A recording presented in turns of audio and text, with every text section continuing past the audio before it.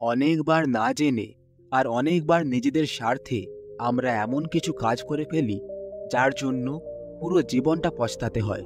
লোভ আর স্বার্থে করা কোনো কাজ হতে পারে কয়েকদিনের জন্য আমাদেরকে সেটা লাভ দেয় বা লাভের অনুভব করায়, আনন্দ দেয়, কিন্তু এরকম কাজ করার পর আমাদের মন দুর্বল হয়ে যেতে থাকে। অন্যদেরকে কষ্ট দিয়ে, অন্যদেরকে দুঃখ দিয়ে, তাদের থেকে লাভ কেড়ে নিয়ে আপনি জীবনে কখনো ভালো থাকতে পারবেন না। ভালো থাকার জন্য আমাদের অন্যদের ভালো করাটা খুবই দরকার, কারণ আমরা জীবনে যা যা কর্ম করে থাকি সেই কর্মগুলোই ভবিষ্যতে আমাদের জীবনে ফিরে আসে। সব শিষ্যরা গুরুদেবের এই কথাগুলো মন দিয়ে শুনছিল। এই উপদেশ শোনার পর ওখানে বসে থাকা এক শিষ্য প্রশ্ন করল যে, হে গুরুদেব, আমাদের আশ্রমে অনেক মশা বেড়ে গেছে। যখন আমরা রাতে ঘুমানোর চেষ্টা করি এই মশাগুলো আমাদের বিরক্ত করতে থাকে, তাই বাধ্য হয়ে এই মশাগুলোকে আমাদের মারতেই হয়। ঠিক একইভাবে একজন কৃষককে তার ফসল বাঁচানোর জন্য জন্তু জানোয়ারদেরকে তাড়াতে হয়, বা একজন দোকানিকে ভালোভাবে কাজ করার জন্য তার কারিগরদের দিয়ে ঠিকভাবে কাজ করাতে হয়। সেই জন্য তাকে কখনো কখনো তাদের উপরে বকাবকিও করতে হয়, যে কারণে কারিগররা মনে মনে খুব দুঃখ পায়। গুরুদেব, আমি আপনাকে এটা জিজ্ঞেস করতে চাই যে এই ভালো আর খারাপ কর্মের অর্থ কি? কারণ যদি আমরা মশাগুলোকে না মারি, দূরে না তাড়াই, তাহলে তো ওরা আমাদেরকে আর ঘুমোতেই দেবে না। ঠিক একইভাবে কিছু জন্তু জানোয়ার এমনও আছে যাদের থেকে মানুষেরও প্রাণের ভয় থাকে। যদি মানুষ তাদেরকে না মারে তাহলে ওরা মানুষকে মেরে ফেলবে। তাহলে তখন মানুষ কি করবে? গুরুদেব হাসতে হাসতে একটা গাছের দিকে ইশারা করলেন। সেই গাছে অনেক কাঁটা ছিল। গুরুদেব সব শিষ্যদেরকে বুঝিয়ে বলতে লাগলেন যে এই গাছটার দিকে ভালো করে দেখো, তোমরা কি দেখতে পাচ্ছ? একজন শিষ্য বলল, গুরুদেব, গাছটা খুব বড়। দ্বিতীয় শিষ্য বলল যে, গুরুদেব, গাছটায় ভালো ভালো ফল হয়। তৃতীয় শিষ্য বলল যে, গুরুদেব, এই গাছের ছায়াটা খুব বড়। তাদের মধ্যে আরেকটা শিষ্য একেবারেই অন্য উত্তর দিল। সে বলল যে এই গাছের কাঠ খুবই দামি, বাজারে বিক্রি করে ব্যবসায়ীরা অনেক টাকা রোজগার করতে পারবে। এবার গুরুদেব সব শিষ্যদেরকে প্রশ্ন করলেন যে, ধরো একজন কাঠুরে এই গাছটা কাটার জন্য এলো আর তার গায়ে এই কাঁটাগুলো গাঁথা হয়ে গেল, তাহলে কি এই গাছের এতে কোনো দোষ ছিল? এটা কি গাছের খারাপ কর্ম হিসেবে ধরা হবে? গুরুদেব সবাইকে বুঝিয়ে বলতে লাগলেন যে প্রকৃতি এই গাছেদেরকেও শক্তি দিয়েছে তাদের নিজেদের রক্ষা করার জন্য। এই কাঁটাগুলো এই গাছে এই জন্যই রয়েছে যাতে এই গাছগুলো নিজেদের রক্ষা করতে পারে। আর যদি নিজেকে বাঁচানোর জন্য এই গাছ কারোর ক্ষতিও করে দেয়, তাহলে সেটা খারাপ কর্ম কি করে হতে পারে? কারণ এর প্রথম কর্তব্যটাই হলো যে আগে সে নিজের রক্ষা করবে।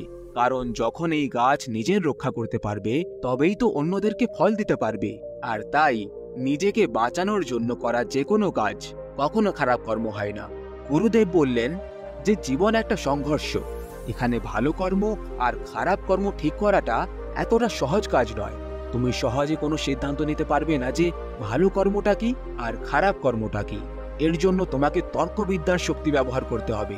যখন আমরা হরিণকে বাঘের খাবার হতে দেখি তখন আমাদের মনে খুব কষ্ট হয়, ওই বাঘের প্রতি আমাদের মনে ঘৃণার সৃষ্টি হয়। কিন্তু তখন আমরা এটা ভুলে যাই যে বাঘের শিকার তো আসলে হরিণই। যদি সে হরিণের শিকার না করে তাহলে খিদের জ্বালায় নিজেই মরে যাবে। তাহলে এখানে বাঘ কি করে ভুল হতে পারে? দেখো, প্রকৃতির কিছু নিয়ম রয়েছে আর সেই নিয়মেই পুরো সংসার চলছে। অহিংসা পরম ধর্ম, এই কথাটা শাস্ত্রেও লেখা আছে। আর আমরা সবাই শুনেছি যে অহিংসাই হলো সব থেকে বড় ধর্ম। কিন্তু শুধু ততক্ষণ যতক্ষণ না আপনার সুরক্ষার উপর প্রশ্ন ওঠে।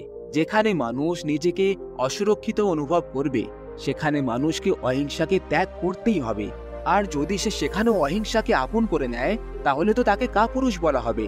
গুরুদেব এবার আরো পরিষ্কার করার জন্য শিষ্যদেরকে বোঝানোর জন্য একটা গল্প শোনাতে শুরু করলেন। একটা গ্রামে একটা চোর ছিল। চুরি করাটাই তার পেশা ছিল। এই কথাটা গ্রামের কেউ জানতো না যে ও আসলে একটা চোর। একদিন ওই চোরটার মা অসুস্থ হয়ে পড়ল। বৈদ্য বললেন যে চিকিৎসার জন্য যে ওষুধের দরকার পড়বে সেগুলো খুবই দামি, তাই তোমাকে অনেক টাকা জোগাড় করতে হবে। সেই রাতেই ওই চোর এক ধনী ব্যক্তির বাড়িতে ঢুকে পড়ল চুরি করার জন্য।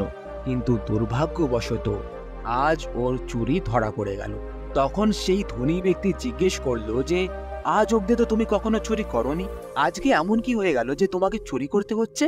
তারপর আর কি, এটা শুনে ওই চোর ধনী ব্যক্তিটার পায়ে পড়ে গেল, হাত জড়ো করে জোরে জোরে কাঁদতে লাগলো। আর কাঁদতে কাঁদতে বলল যে, সাহেব, আমার মা খুব অসুস্থ, যদি এক্ষুনি তার চিকিৎসা না করা হয় তাহলে সে বাঁচতে পারবে না। এটা শুনে ধনী লোকটা তার মাকে দেখতে গেল, আর তার বিশ্বাস হয়ে গেল যে এই চুরিটা ও নিজের মাকে বাঁচানোর জন্যই করেছিল। সেই জন্য সেই ধনী ব্যক্তি ওই চোরটাকে ক্ষমা করে দিল। গুরুদেব শিষ্যদেরকে বললেন যে এটাই তো আমরা আমাদের জীবনে করি, আমরা সব সময় ভুল কাজ করতে থাকি, কিন্তু যেদিন আমাদের ভুল কাজটা ধরা পড়ে তখন আমাদের কাছে কিছু না কিছু অজুহাত তৈরি থাকে যে এই জন্য আমাকে এই কাজটা করতে হয়েছে, এই বাধ্যতার জন্য আমাকে এই কাজটা করতে হলো, না হলে আমি করতাম না। যেভাবে তুমি মশার হত্যার কথা বললে, তুমি চাইলে অন্য পথ বেছে নিতে পারতে, তুমি শোবার সময় মশারি লাগিয়ে শুতে পারতে। এটা করলে তোমাকে মশার কামড় খেতে হতো না, আর তোমাকে মশার হত্যাও করতে হতো না। সেই জন্য যদি ঠিকভাবে বুদ্ধির ব্যবহার করা হয় তাহলে তোমাকে কোনো ভুল কাজ করতে হবে না, তোমাকে হিংসা করার দরকারই অনুভব হবে না। বাঘ একটা জন্তু মাত্র, তার কাছে মানুষের মতো বুদ্ধি নেই, আর না মানুষের মতো সুযোগ সুবিধে রয়েছে।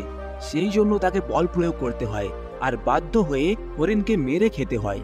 কিন্তু আমাদের অর্থাৎ মানুষের কাছে বুদ্ধিও আছে আর উপযুক্ত সম্পদও থাকে, তা সত্ত্বেও যদি আমরা ভুল কাজ করে থাকি তাহলে তখন কোনো তর্ক, কোনো অজুহাত সেই ভুলটাকে ভালো কাজে বদলাতে পারবে না। সেই দোকানি তার কারিগরদের সাথে ভালো ব্যবহার করেও কাজ করতে পারত, কিন্তু অহংকারের জন্য, নিজের পদকে বজায় রাখার জন্য সে নিজের কারিগরদের উপরে বকাবকি ও গালাগালি করতে থাকে, নিজেকে সব থেকে উপরে আর কারিগরদেরকে নিচে রাখার চেষ্টা করতে থাকে। আর তারপর সে এর কারণটাও কি বলে যে এটা তাকে বাধ্য হয়ে করতে হয়।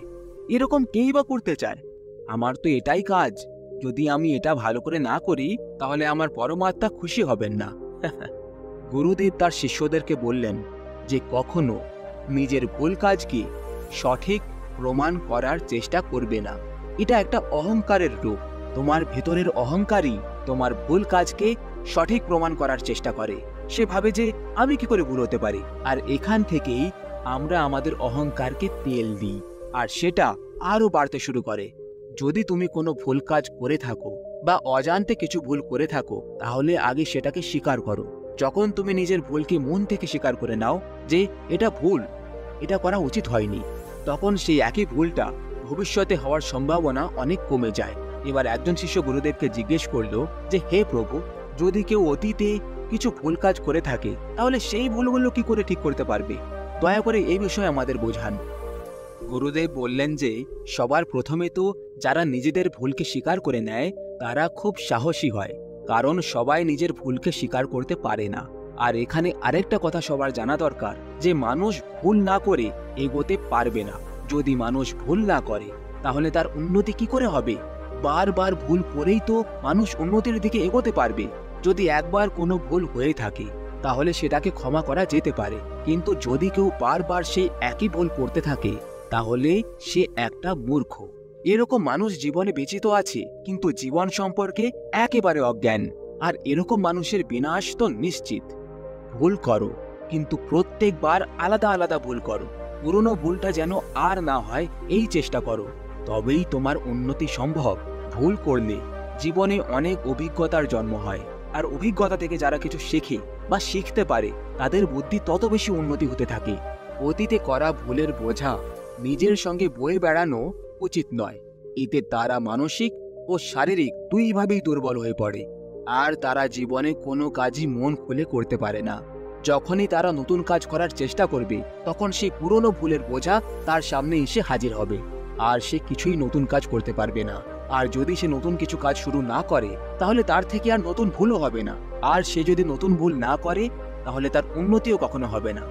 সেই জন্য ভুল করার থেকে কখনো ভয় পেও না, বরং এর থেকে শেখার চেষ্টা করো, আর তারপর দেখবে তোমার জীবন কিভাবে বদলাতে শুরু হয়ে গেছে। জীবন ক্ষণে ক্ষণে বদলে যাচ্ছে, হয়তো আমরা সেটা অনুভব করতে পারি না। আগামী প্রত্যেক মুহূর্তের সাথে আমরা আরো বুড়ো হয়ে যাব, মৃত্যুর অনেক নিকটে চলে যাব, কিন্তু আমরা সেটা বুঝতেই পারি না। জীবনের এই ব্যস্ততায় মানুষ এটা ভুলে যায় যে যে কোনো সেকেন্ড তার শেষ মুহূর্ত হতে পারে।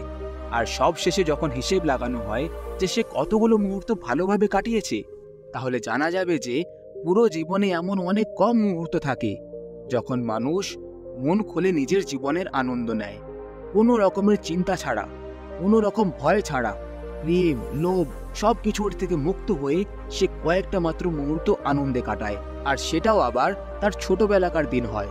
আমাদের ছোটবেলার সময়টা পার করার পর আমাদের জীবনে কত বড় একটা পরিবর্তন আসে এটা আমরা সবাই জানি, এতে কোনো সন্দেহ নেই। জীবনের প্রত্যেকটা মুহূর্ত মুক্ত হয়ে কাটানো যেতে পারে, কিন্তু তার জন্য যেটার প্রয়োজন সেটা হলো সঠিক কর্মের।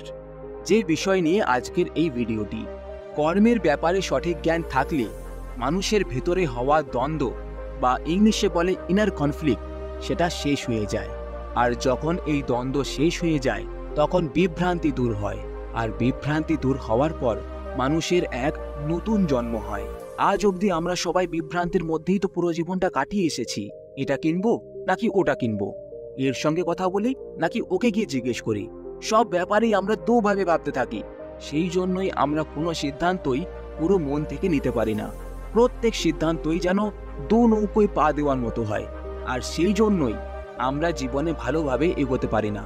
কিন্তু একবার যদি আমরা এটা বুঝতে পেরে যাই যে কোনটা ঠিক আর কোনটা ভুল, তাহলে আমাদের মন থেকে সব সংশয় দূর হয়ে যাবে, আর তারপর সফল হতে কেউ থামাতে পারবে না আমাদের। নিজের বিবেক বুদ্ধির ব্যবহার করতে শেখো, বুদ্ধির উচিতভাবে প্রয়োগ করতে শেখো, তবেই তো জানতে পারবে যে কোনটা ঠিক আর কোনটা ভুল। সব সময় সঠিক ভুলের সিদ্ধান্ত নেওয়াটাও এতটা সহজ কাজ নয়, কারণ এই দুনিয়ায় সবকিছু জলের মতো পরিষ্কার নয়।